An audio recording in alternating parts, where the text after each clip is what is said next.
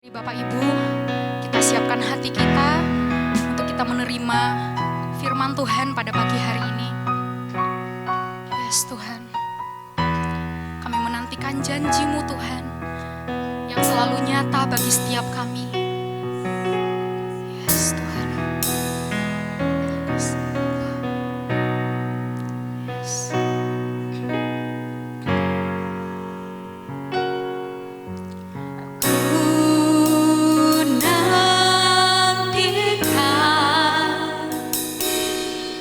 Janji Allah digenapi dalamku, ku harapkan yang terbaik terjadi di dalamku, yang tahu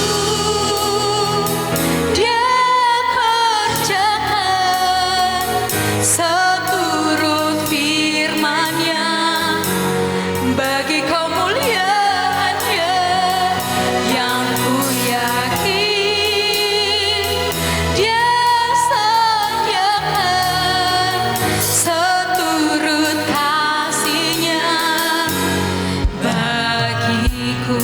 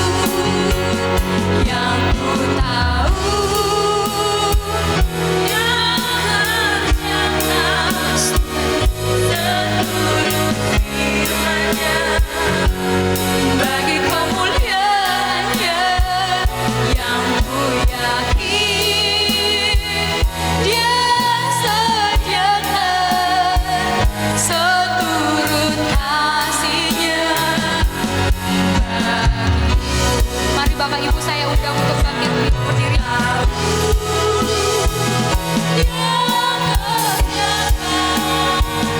Seturut firman-Nya bagi kemuliaan-Nya, yang ku yakin Dia sediakan seturut kasih-Nya bagiku, yang ku tahu Dia kerjakan seturut firman-Nya bagi kemuliaan-Nya, yang ku yakin Dia sediakan seturut kasih-Nya bagiku, seturut kasih-Nya bagiku, seturut kasih-Nya bagiku. Kiranya apa yang menjadi pujian kami ini boleh menjadi kekuatan dalam hidup kami, Tuhan. Kami membutuhkan firman-Mu dalam kehidupan kami. Siapkan hati kami, Tuhan, untuk kami boleh menjadi tanah yang subur, yang siap menerima benih firman-Mu. Setiap kami boleh menerima firman-Mu, kebenaran firman-Mu. Engkau berbicara kepada setiap kami pribadi demi pribadi. Terima kasih Tuhan.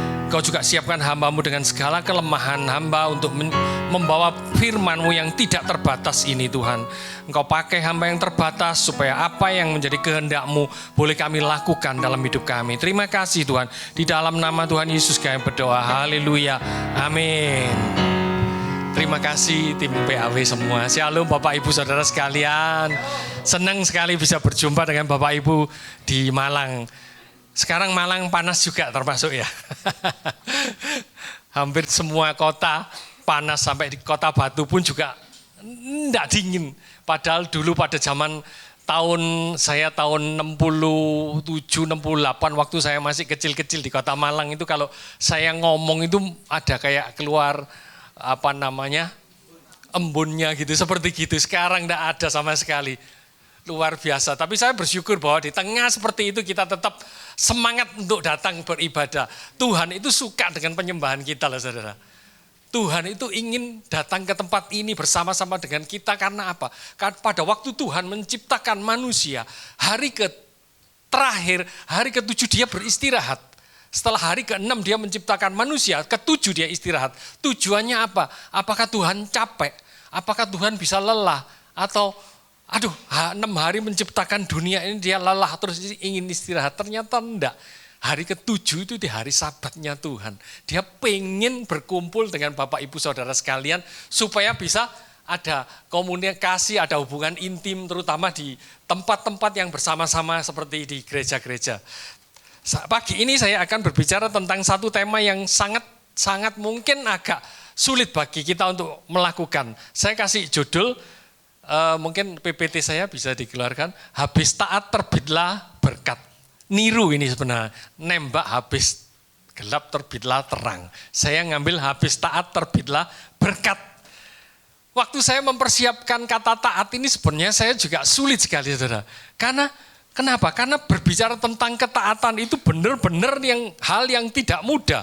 Oleh karena itu, kenapa Tuhan mengatakan hal ini tidak mudah? Kenapa? Karena pada waktu Tuhan menciptakan Adam, dia itu sudah memberikan satu peraturan kepada Adam untuk dia bisa mengerjakan aturan itu. Tuhan itu kan menciptakan manusia sesuai dengan gambar dan rupa Allah kan, sempurna. Termasuk keinginan-keinginan kita, apa yang ingin kita kerjakan, apa yang menjadi kemauan kita diberi kebebasan oleh Tuhan. Kita bukan diciptakan seperti robot, begitu cetat gitu terus ngikuti apa yang menjadi alur perintahnya, enggak. Kita diberi kebebasan termasuk Adam. Sehingga pada waktu dia ditaruh di tempat itu, di tempat Taman Eden, dia dikasih peraturan yang jelas. Bahwa kamu boleh makan segala sesuatu yang ada di taman ini kecuali satu pohon pengetahuan itu yang tidak boleh kamu makan. Jadi dari sekian banyak tanaman sayuran yang ada di Taman Eden, dia hanya tidak boleh makan satu macam buah itu. Jadi sebenarnya ringan sekali untuk Adam untuk mentaatinya. Adam itu karena punya kehendak bebas yang luar biasa dikasihi pembatas oleh Tuhan. Oke, kamu boleh melakukan ini. Tapi yang ini tidak boleh. Yang ini tidak boleh dimakan. Nah, waktu saya bayangkan kondisi Adam seperti itu, sebenarnya bagi Adam, kalau dia tidak makan buah itu kira-kira cukup enggak? Cukup loh Bapak Ibu, coba bayangkan ada semangka, ada durian, mungkin durian dimakan sehari 3 kali tidak apa-apa. Kan waktu itu tidak ada kolesterol ya, ada durian, ada mangga, ada pete, ada singkong, ada telo, ada apa lagi, ada sukun, ada ada bote itu tidak tahu bahasa Indonesianya apa, ada sayur-sayuran, bayam, kangkung, itu kalau Adam mau mengolah semuanya itu, mungkin dalam 1 bulan itu belum tentu kembali kepada yang asalnya. Kalau hari pertama dia membuat sayur kangkung dibuat asam-asam atau apapun, itu balik ke kangkung lagi mungkin 1 bulan 2 bulan tidak nyampe. Itu saking banyaknya loh, belum biji-bijian, sayuran, buahan, banyak. Lah tapi Adam ini ya luar biasa, dikasih perintah taat toh. Ini toh yang enggak boleh kamu makan. Tapi namanya Adam, namanya manusia itu memang agak aneh-aneh memang kadang-kadang kalau ada aturan itu dibuat untuk dilanggar. Padahal Tuhan kasih aturan itu supaya kita taat. Satu itu pun untuk Tuhan yang enggak boleh untuk Adam makan, itu ya dimakan. Luar biasa. Kata taat itu sebenarnya kalau dibalak-balik kan enggak ada pilihan toh ya.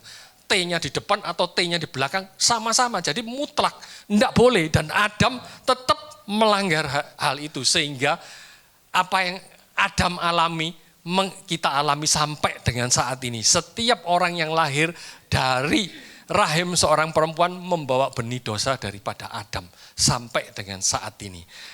Ini luar biasa. Oleh karena itu saudara, berbicara tentang ketaatan itu memang kita, pada waktu kita ngajar anak kita yang masih bayi, cucu kita, pasti kita akan ngajari aturan-aturan kan, pasti kan.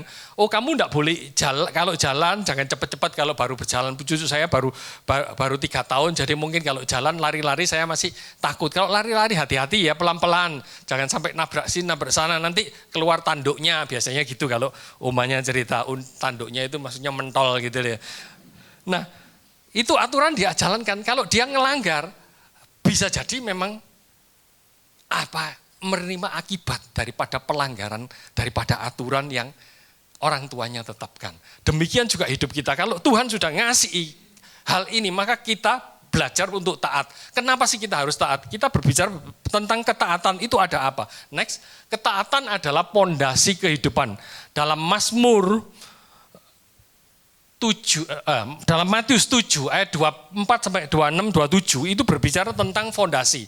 Tuhan itu memberikan perumpamaan kalau orang itu membangun rumah di atas pasir itu gampang goyah. Orang itu bodoh, tapi kalau dia mendirikan rumah itu dengan pakai batu karang, maka dia seperti mendirikan fondasi kehidupan. Demikian juga ketaatan. Kalau kita mau mendengar, ayat 24, mendengar perkataanku dan melakukan. Kalau berbicara tentang mendengar dan melakukan, itu berarti harus taat.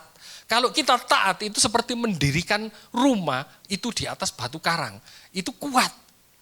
Demikian juga anak-anak. Kalau taat kepada orang tuanya, dia akan belajar untuk mengerti aturan-aturan di mana di luar sana, di luar rumah, itu ada bahaya-bahaya yang mengancam anak itu. Sehingga dia kalau taat kepada orang tuanya, belajar kepada orang tuanya, saya yakin hidupnya lebih terjamin, ada perlindungan karena ketaatan itu. Yang kedua, tentang ketaatan. Ketaatan adalah sebagai tanda penghormatan seseorang kepada orang yang lebih tinggi atau otoritasnya. Ketaatan tanpa penghormatan itu seperti ketaatan yang buta. Kalau saya ngomongkan seperti blind obedience. Jadi taat tapi buta. Disuruh ini oke, tapi dia enggak ngerti.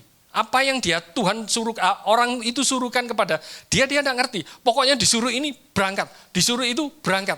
Pada waktu dia mengalami masalah, maka apa yang terjadi seperti Lukas 15 ayat 29, yaitu cerita tentang anak sulung dengan anak bungsu yang kembali ke rumahnya, bapaknya itu suka sekali pada waktu anak bungsu itu kembali, dia masakkan macam-macam daging, babi kriuk dan lain segala macam-macam dia siapkan untuk anak itu makan. Si sulung merasa bahwa aku loh sudah melakukan taat kepada perintah bapakku sepanjang hari, tidak pernah dimasakkan seperti itu.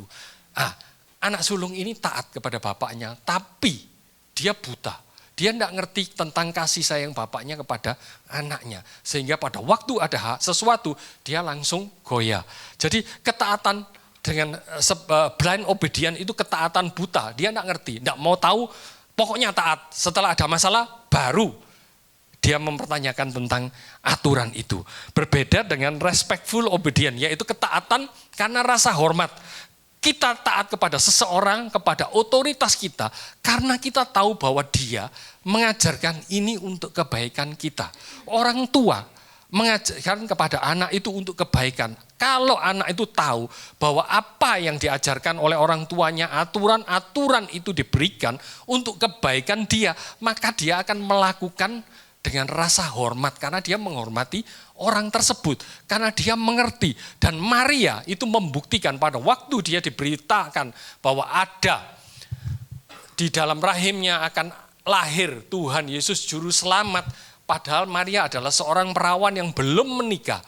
Tetapi pada waktu Maria menerima berita itu, dia mengatakan, sesungguhnya aku ini hamba Tuhan, jadilah padaku menurut perkataanmu.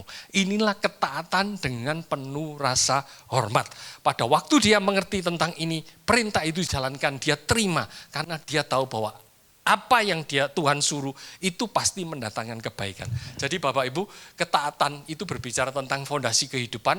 Ketaatan itu juga berbicara tentang bagaimana kita bisa menghormati, respect kepada orang yang menjadi otoritas kita. Jangan sampai seperti anak sulung itu taat-taat, tapi ternyata dia tidak mengerti apa yang menjadi kehendak Bapaknya. Nah, ketaatan, saya yang ini agak cepat ya. Ketaatan itu ketaatan itu kepada otoritas di atasnya. Otoritas kita itu apa? Saya percaya bahwa setiap kita pasti punya otoritas. Tidak ada satu orang pun di dunia ini yang tidak punya otoritas. Kalau misalnya saya sekolah, saya di rumah dulu. Saya di rumah, saya taat otoritas kepada orang tua saya. Saya di sekolah, otoritas saya guru saya, kuliah dosen saya. Nanti kalau saya bekerja, otoritas saya adalah atasan saya. Atasan saya otoritasnya ada bosnya lagi. Bosnya otoritasnya lagi pemerintah. Pemerintah mungkin dari RT, RW, atau lurah, camat, dan lain-lain sampai ke presiden. Nanti presiden ketaatannya sama-sama ke anggota DPR. Jadi ini kayak circle, semua orang punya otoritas. Tidak ada satu orang pun yang tidak punya otoritas. Sehingga kita berbicara tentang otoritas berarti berlaku untuk kita semua. Kita semua punya otoritas. Bapak Ibu taat kepada orang tua. Apa ada Bapak Ibu yang lahir tanpa orang tua? Tahu-tahu datang ke dunia, tidak ada. Kita pasti punya orang tua, minimal mulai lahir kita taat punya otoritas kepada orang tua. Di Kolose 3 ayat 20, anak-anak taatilah orang tuamu dalam segala hal, karena itulah yang indah di dalam Tuhan. Tapi ada kebalikannya, bapak-bapak jangan sakiti hati anakmu supaya jangan tawar hatinya. Rupanya bapak-bapak sering nyakiti hati anak-anaknya ya, jadi ini teguran juga untuk bapak-bapak. Jadi kita punya otoritas, begitu lahir kita punya otoritas orang tua kita. Kita sudah belajar, makanya kadang-kadang itu anak-anak itu sering kali kalau otoritasnya itu ngomong itu sebenarnya demi kebaikan anak itu. Tapi anak-anak itu sering kali, wah mama ini cerewet, biasanya mama yang cerewet. Mama ini cerewet, ini diulang tadi, pagi sudah ngomong, siang diulang lagi, malam masih diulang hal yang sama, kok cerewet men. Kalau bapaknya mungkin tidak terlalu cerewet, tapi belum tentu, karena saya mengalami begini ya, bapak-bapak itu kan tidak cerewet memang kalau masih muda, tapi makin tua makin cerewet. Jadi saya itu kalau ditegur istri saya gitu, dulu pada waktu muda enggak banyak omong, dikit omongnya, tapi makin lama makin tua makin cerewet, ini diulang-ulang terus gitu. Tapi memang orang tua itu kalau mau ngajar anak kan harus diulang-ulang, karena anak-anak itu kupingnya agak tebel, karena biasanya dipakai kasih apa itu earphone, jadinya kalau orang ngomong itu enggak dengar. Jadi anak-anak taati kepada otoritas kita, yaitu orang tua. Nah, otoritas berikutnya adalah Tuhan kita. Kita itu kan di sini dikatakan hamba-hamba, karyawan pekerja, taatilah atasan Anda seperti kita bekerja untuk Tuhan. Seperti kita taat kepada Tuhan.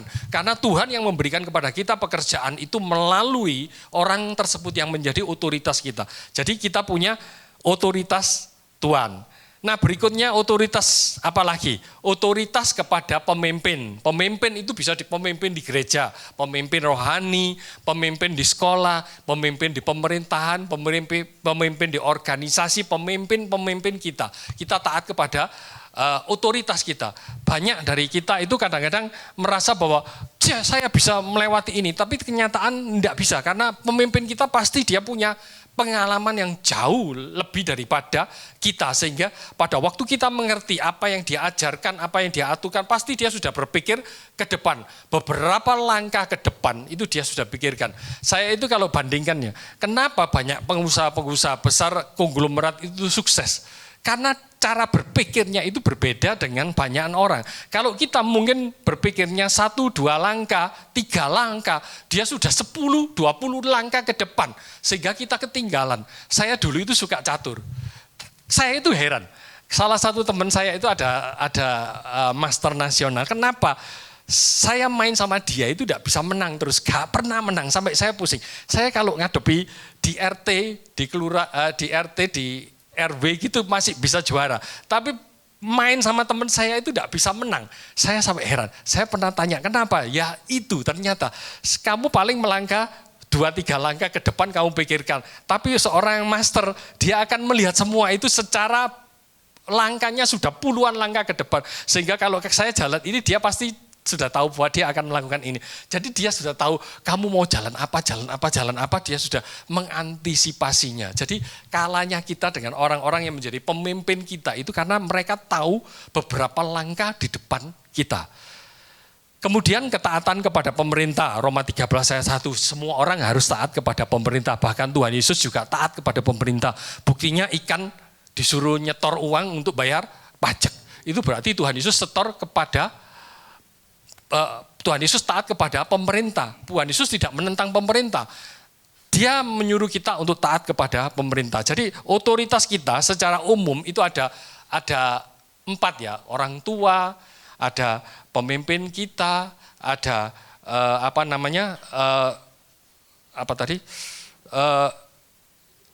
tuan kita, jadi bos kita, ada 4 itu. Nah, tetapi persoalan sekarang kepada tema khotbah saya yaitu habis taat terbitlah berkat. Tapi mengapa manusia sulit taat? Lah ini yang paling kita tahu tentang ketaatan ini. Tapi kenapa manusia sulit taat? Saya bagi jadi 2 hal, internal dan eksternal. Internal, kenapa manusia tidak sulit taat? Secara manusia, karena dia tidak percaya kepada Tuhan. Loh, jangan kira kalau orang datang ke gereja rajin, tiap minggu itu dia percaya kepada Tuhan. Belum tentu. Dia datang ke gereja karena kewajibannya sebagai orang Kristen. Dia belum tentu percaya kepada Tuhan dan perintah-perintahnya. Loh, kenapa kamu ke gereja? Lah wong saya Kristen, KTP Kristen.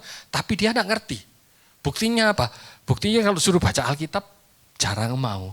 Buktinya apa? Kalau suruh pelayanan, jarang mau. Suruh penginjilan, apalagi tambah sulit lagi. Tidak percaya kepada Tuhan. Tidak mengakui otoritas dia. Sehingga orang lebih suka kalau hari Minggu lebih suka mancing daripada ke gereja. Orang lebih suka badminton daripada doa malam. Kalau pas barengan. Orang lebih suka hal-hal yang lain karena dia tidak percaya untuk apa ke gereja. Kan hari lain bisa. Tidak usah hari ini, minggu ini tidak bisa, minggu depan kan bisa. Gitu, seperti gitu. Jadi dia tidak percaya kepada Tuhan. Nah yang kedua, kenapa manusia tidak sulit taat? Karena egois. Dia lebih mementingkan kepentingan diri sendiri dari kepentingan orang lain. Tuhan itu berbicara tentang banyak hal, yaitu memberi kepada orang lain. Tapi kita, kalau kita egois, kita tidak mungkin bisa melakukan hal yang Tuhan inginkan. Bagaimana kita bisa mengampuni orang, mengasihi orang lain kalau kita masih mementingkan diri sendiri secara penuh. Yang berikutnya, sombong. Nah ini berat juga. Orang yang sombong dan merasa diri paling benar, sulit sekali kalau menerima aturan, menerima nasihat. Percayalah kepada saya, banyak orang yang seperti itu. Contoh-contohnya ada orang-orang Farisi. Orang Farisi ini kan merasa dia paling pinter, paling luar biasa. Dia memberikan persembahan persepuluhan, doa tidak pernah telat. Baca Alkitab dari A sampai Z terus menerus, berhari-hari, berjam-jam ada di bait Allah. Kurang apa orang Farisi? Tapi ternyata mereka itu justru orang-orang seperti ini justru tidak mau taat kepada Tuhan. Sehingga Tuhan mengatakan doa daripada pemungut cukai itu yang diterima, bukan doa orang Farisi. Jadi 3 hal itu yang membuat kita secara internal itu tidak bisa taat. Kalau eksternal juga ada. Jadi orang mau taat itu banyak hal. Internal juga ada masalah, eksternal juga ada masalah. Apa yang membuat kita tidak bisa taat kepada orang lain secara eksternal? Tidak ada keteladanan dari otoritasnya. Saya itu pernah mengalami seperti gini. Zaman saya kuliah, waktu saya kuliah di Malang zaman saya kuliah itu masih dingin, saudara. Jadi tidak usah pakai AC, cukup jendelanya dibuka semua sudah dingin. Nah, rupanya itu dosen saya itu dosen agama loh ini ya. Sambil ngajar itu sambil merokok.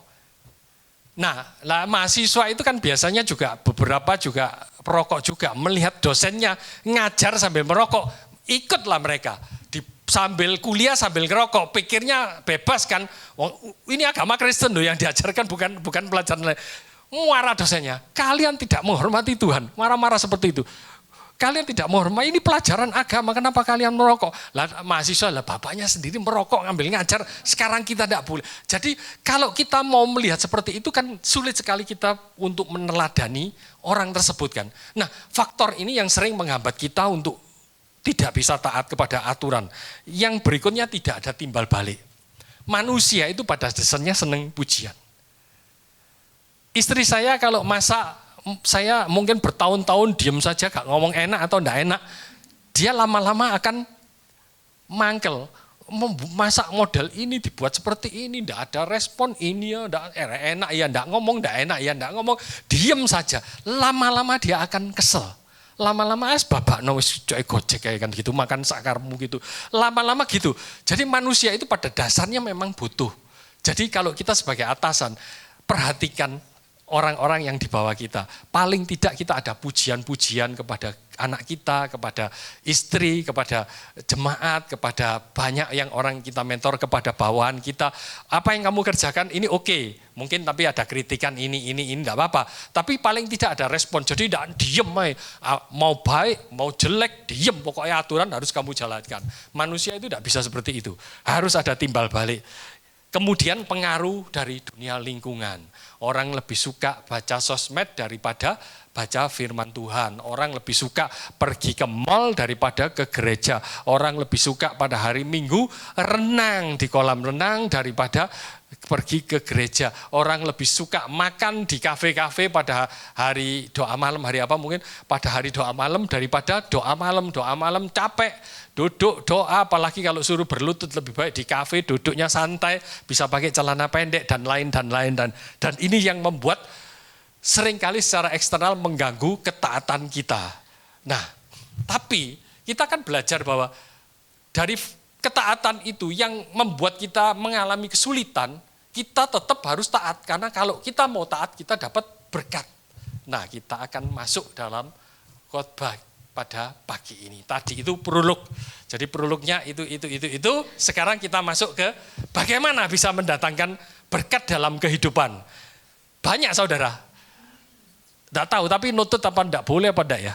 Ini ada beberapa bagian firman Tuhan. Ada dari Ulangan 28, itu satu pasal. Dari Imamat 1:26 satu pasal. Dari Mazmur 91 satu pasal. Cukup tidak waktunya? Cukup katanya, enggak cukup. Kita ngambil dari Imamat 26 aja. Dari Tuhan itu selalu berbicara tentang berkat di balik ketaatan. Selalu ada berkat dan kutuk. Imamat 26 ayat 1 sampai 12 kita akan belajar bagaimana kita bisa taat. Berkat karena ketaatan. Yang pertama, Tuhan itu ngasih aturan di Imamat. Di ayat 1, janganlah kamu membuat berhala bagimu dan patung atau tugu berhala, janganlah kamu dirikan bagimu, juga batu berukir. Janganlah kamu tempatkan di negerimu untuk sujud menyembah kepadanya, sebab akulah Tuhan Allahmu.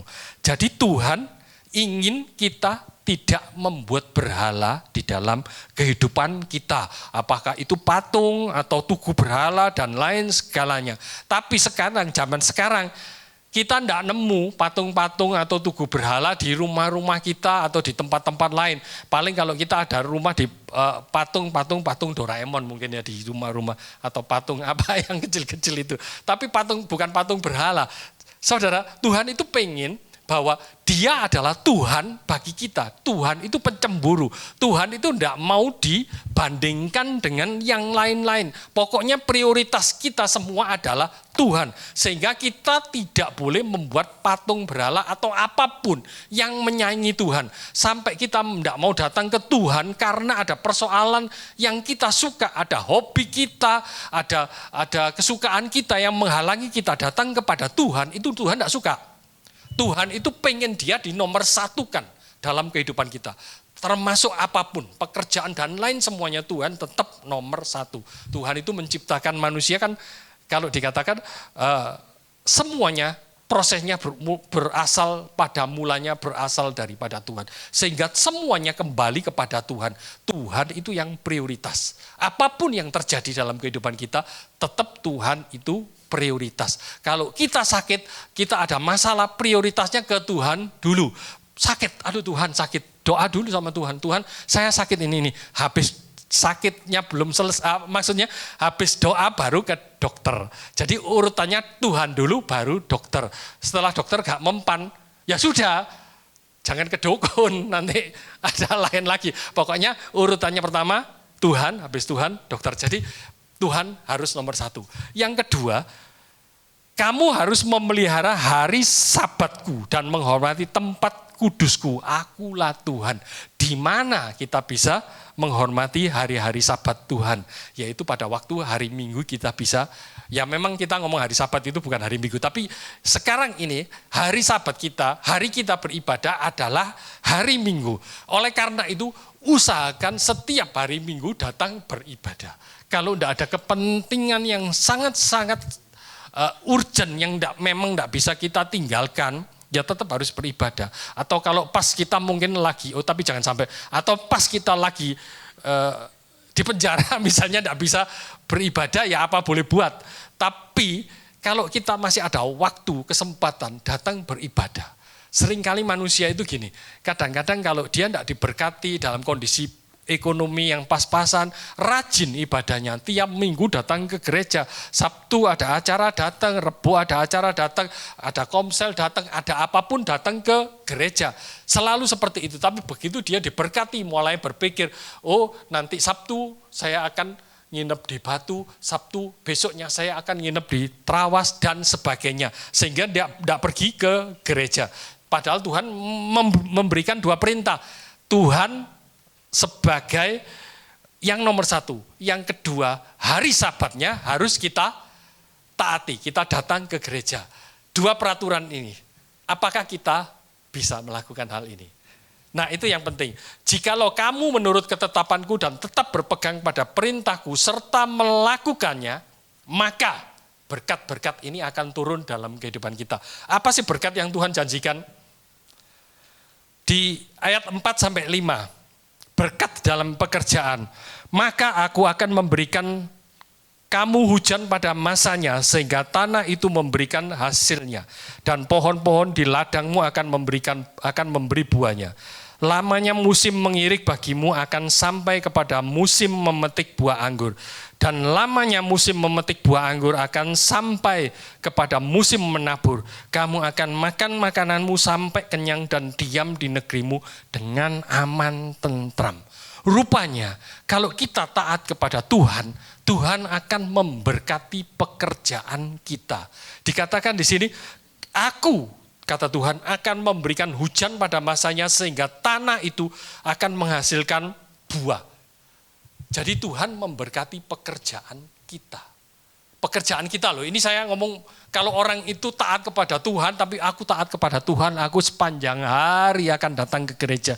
Dari pagi sampai malam saya tidak kerja. Tiap hari saya akan duduk di kursi, saya akan berdoa, saya nganggur, saya pokoknya berdoa sama Tuhan, tidak perlu kerja, itu tidak akan diberkati saudara. Percayalah ke saya, tetap harus bekerja. Pada waktu kamu bekerja, pada waktu kamu melakukan sesuatu, di sanalah berkat Tuhan itu akan turun dalam kehidupanmu.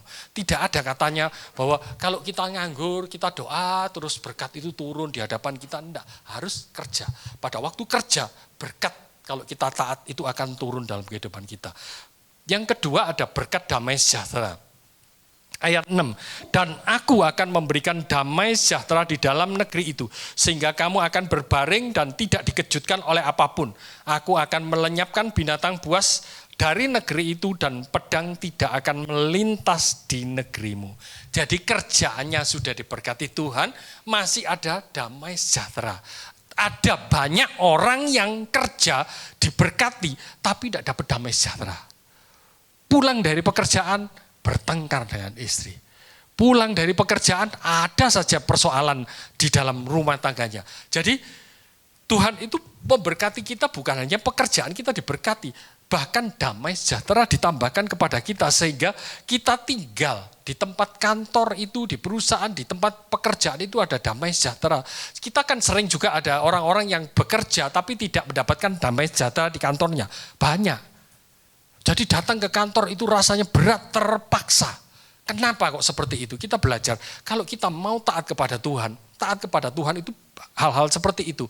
Maka damai sejahtera ditambahkan dalam kehidupan kita, termasuk di kantor, di keluarga kita.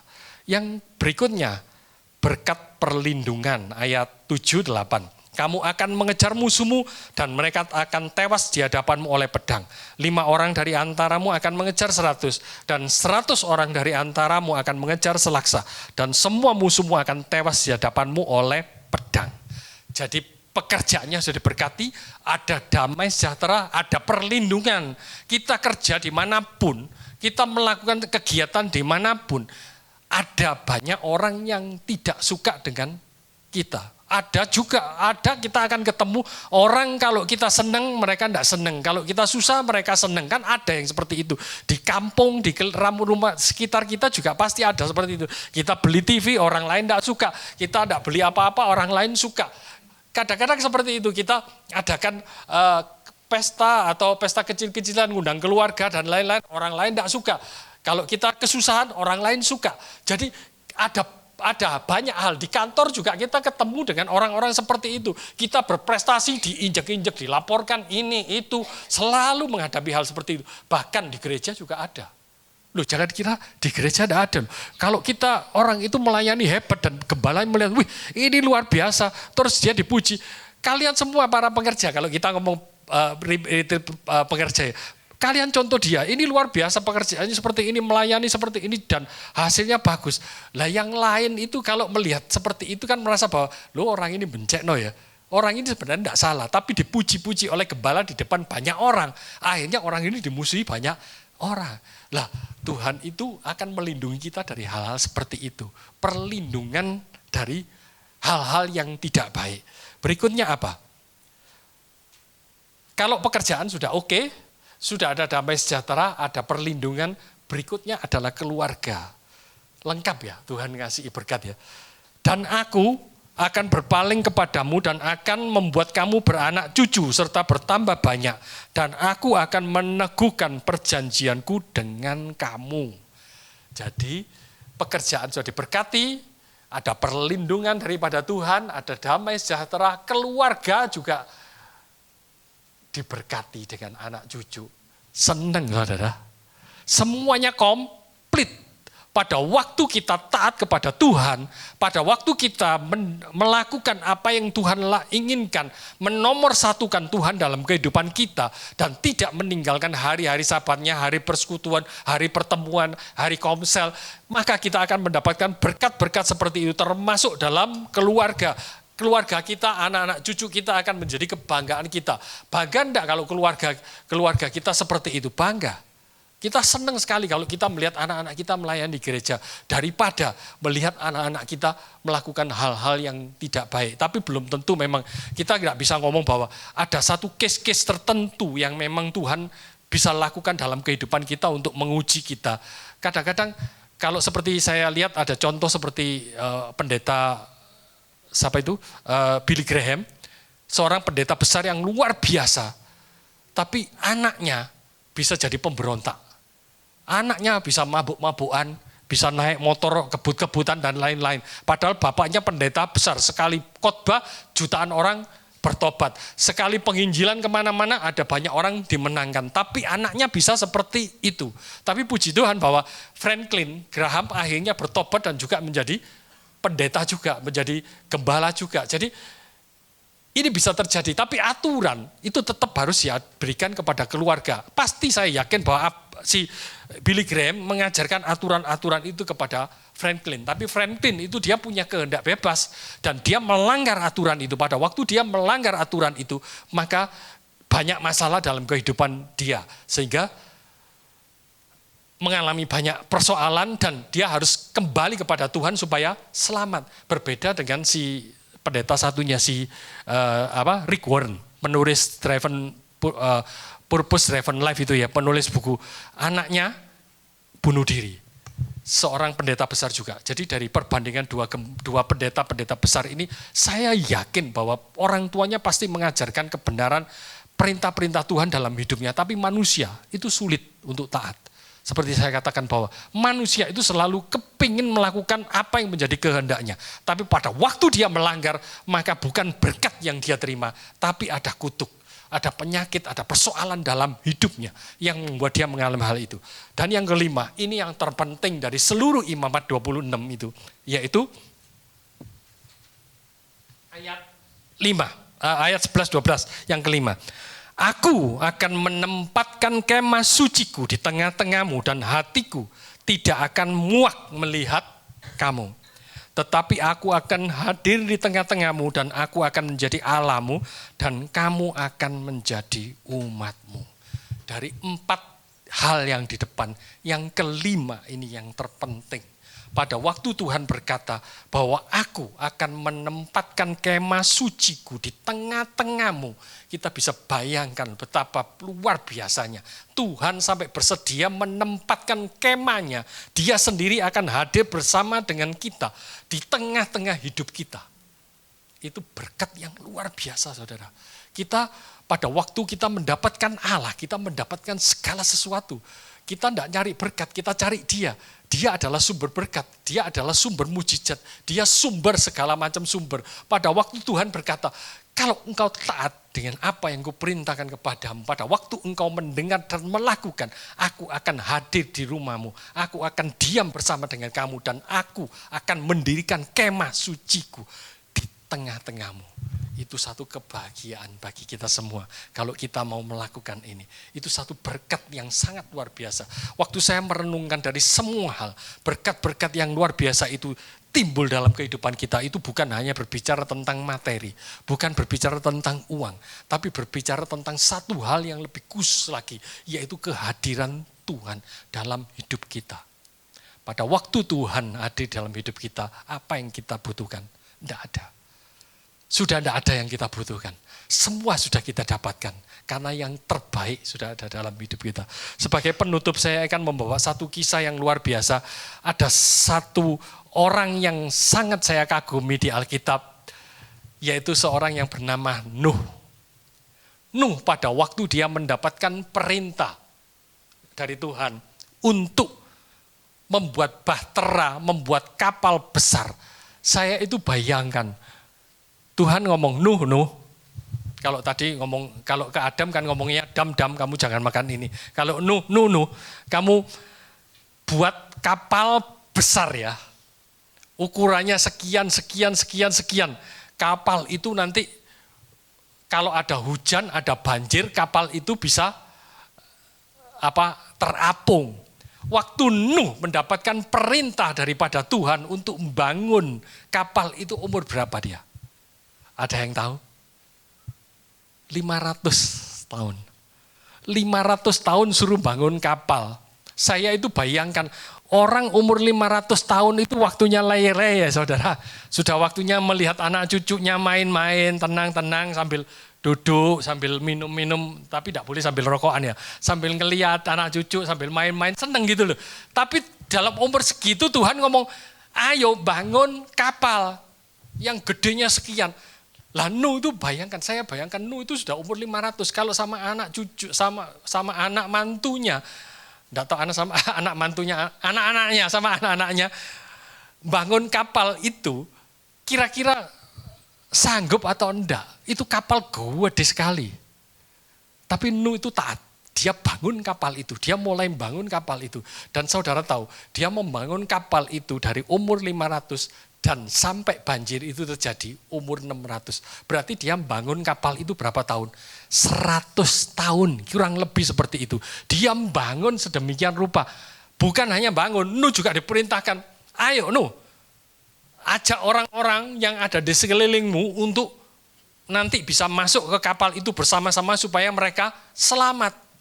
Jadi sambil bangun, sambil penginjilan, sambil bangun kapal, sambil ngajak orang, memberitahu orang bahwa nanti akan terjadi hujan, terjadi banjir, kamu masuk ke dalam kapal. Tapi rupanya orang-orang itu tidak mau dengar omongannya Nuh.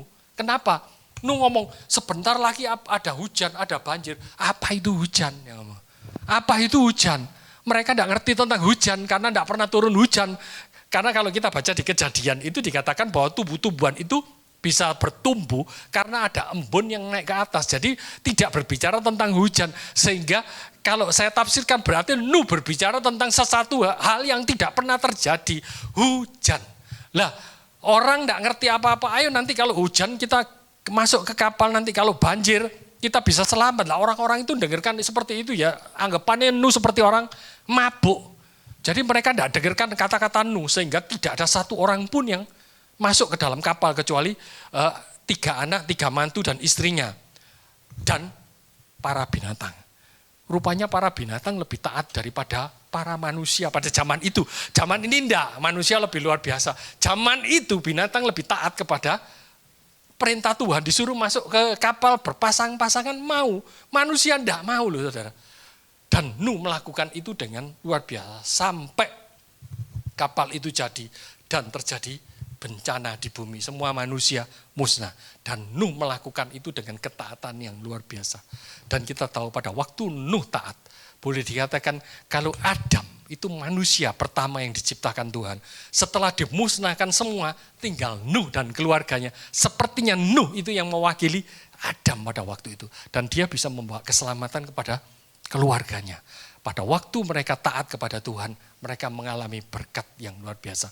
Saudara, berbicara tentang ketaatan, hidup kita itu memang singkatlah. Hidup kita tidak panjang. Hidup kita, umur manusia itu paling maksimal bisa 70, 80, 90, sampai 100 itu sudah luar biasa. 100 itu sudah sulit sekali. Tapi kalau ngomong ketaatan, mau anak itu anak kecil, remaja, pemuda, dewasa, sampai tua, itu sulit untuk taat. Selalu ada saja yang dilakukan untuk melanggar kehendak Tuhan. Melanggar ketaatan yang diberikan kepada kita semua. Oleh karena itu saudara, pada pagi ini kita belajar tentang satu firman Tuhan yang luar biasa. Pada waktu kita mau taat kepada Tuhan, pada waktu kita mendahulukan Tuhan, pada waktu kita mendahulukan hari-hari sabatnya Tuhan, maka berkat dalam pekerjaan akan turun dalam hidupmu, berkat dalam damai sejahtera ada dalam hidupmu, perlindungan ada dalam hidupmu, dan yang terutama ada Tuhan dalam hidupmu. Dan ini akan engkau bawa seumur hidupmu kalau engkau mau taat kepada Tuhan. Imamat 26 ini boleh menjadi berkat bagi kita semua. Amin. Tuhan memberkati Bapak Ibu. Kita akan berdoa.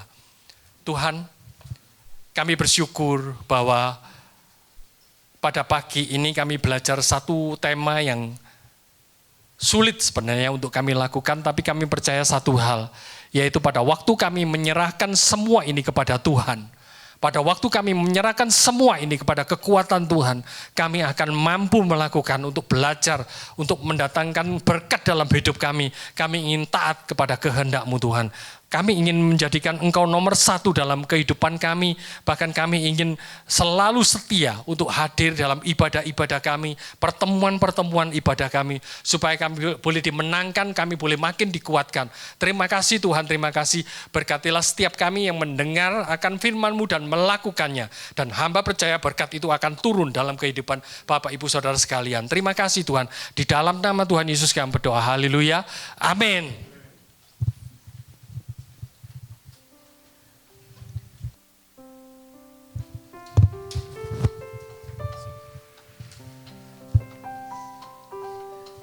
Shalom. Atas nama GBI Hope, kami mengucapkan terima kasih untuk pelayanan Pastor Thomas. Tuhan Yesus memberkati Pak. Saya langsung kepada pengumuman, bagi saudara yang ingin memberikan persembahan, bisa mengambil amplop yang ada di depan saudara, memasukkannya ke kotak persembahan di pintu keluar setelah ibadah ini selesai. Ibadah online dapat diakses nanti sekitar pukul 1 siang, linknya akan diinformasikan melalui grup WA gereja. Dan untuk membangun keintiman dengan Tuhan, gereja mengajak semua jemaat untuk menyembah Tuhan di rumah masing-masing. Setiap pukul 8 malam, saudara bisa mengajak seluruh anggota keluarga untuk terlibat di dalam penyembahan. Dan doa malam diadakan hari Rabu pukul 7 malam, mohon hadir 15 menit sebelumnya. Dan komsel di GBI Hope bisa dilihat melalui tayangan LD yang ada di depan Bapak Ibu Saudara.